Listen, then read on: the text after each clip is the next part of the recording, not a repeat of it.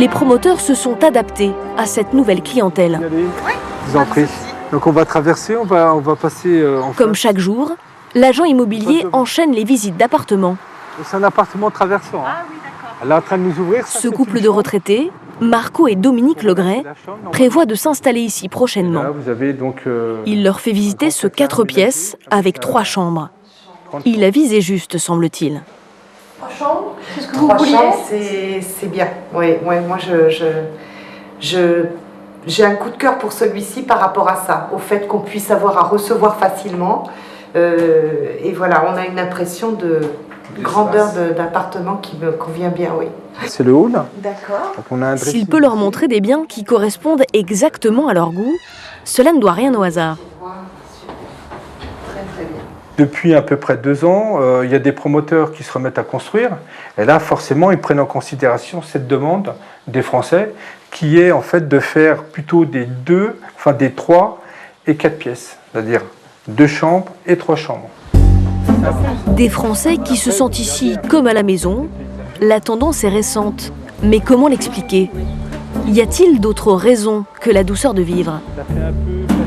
Jusque-là, le Maroc arrivait en tête des destinations préférées des retraités.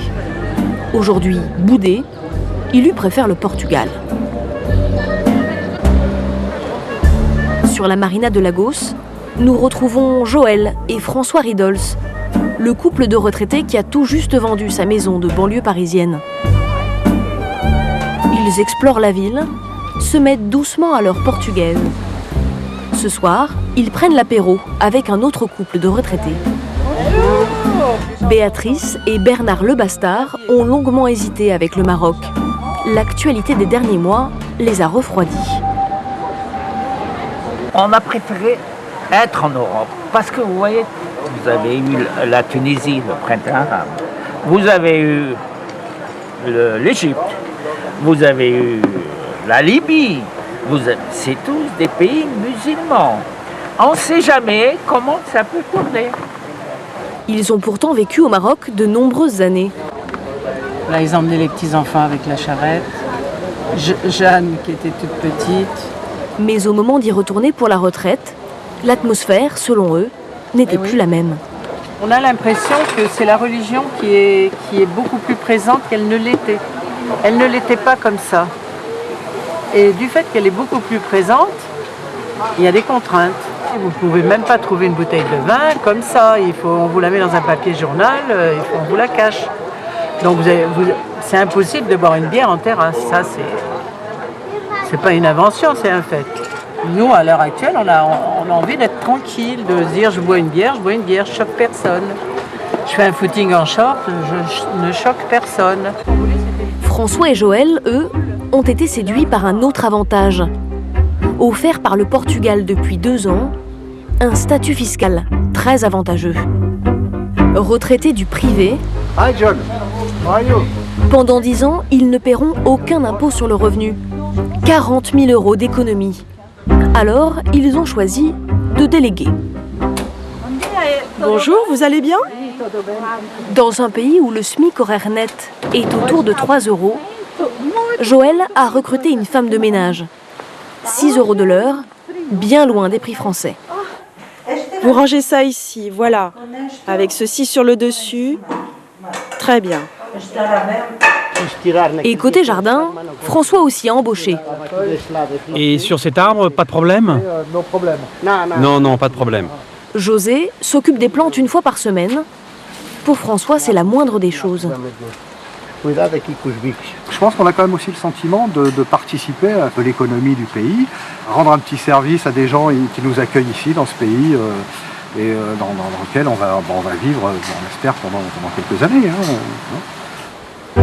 Le Portugal, une carte postale idyllique vue d'ici. Mais n'y a-t-il vraiment aucun inconvénient?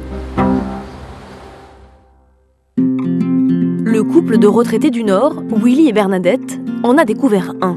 Ils ne peuvent y échapper. Les frais de santé.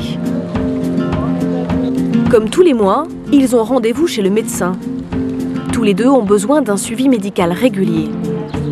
Pour échapper aux salles d'attente bondées des hôpitaux publics, ils ont choisi cette clinique privée.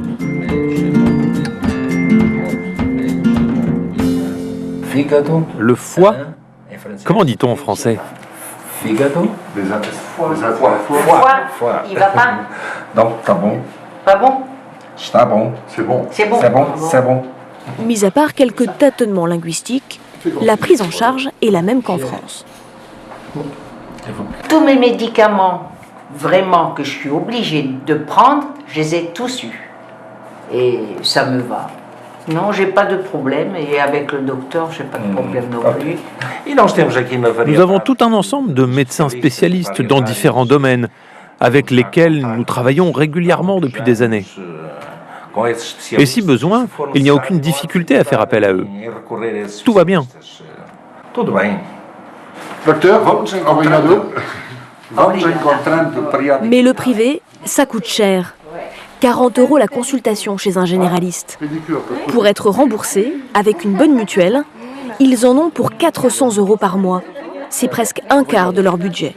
Si on va à l'hôpital, on risque de retomber malheureusement sur un jeune qui débute ou un apprenti. Et on préfère sécuriser puis avoir des gens compétents, ce qui est un choix. Donc le choix se paye. On ne peut pas gagner sur tous les plans, mais nous on a privilégié cette solution.